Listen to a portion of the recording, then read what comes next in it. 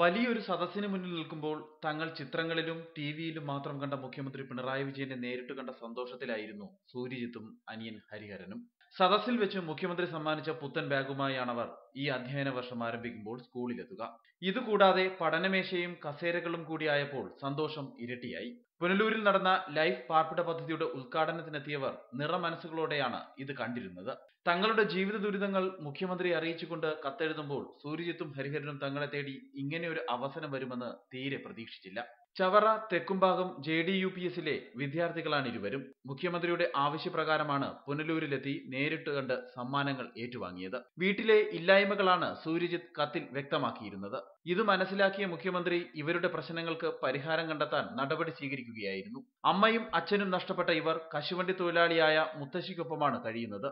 വീട്ടിൽ വൈദ്യുതിയോ വെള്ളമോ പഠനമുറിയോ മറ്റു സൗകര്യങ്ങളൊന്നും തന്നെ ഇല്ലെന്ന് കത്തിലുണ്ടായിരുന്നു. കത്ത് ലഭിച്ച മുഖ്യമന്ത്രിയുടെ നിർദ്ദേശത്തെ തുടർന്ന് വീട്ടിൽ വൈദ്യുതി ലഭ്യമാക്കി. വീടിന്റെ അറ്റകുറ്റപ്പണി നടത്താനും വെള്ളം എത്തിക്കാനും നടപടി സ്വീകരിക്കാൻ കളക്ടർക്ക് നിർദ്ദേശവും നൽകി. ശരത്തിനോടൊപ്പം റിപ്പോർട്ടർ, കൊല്ലം.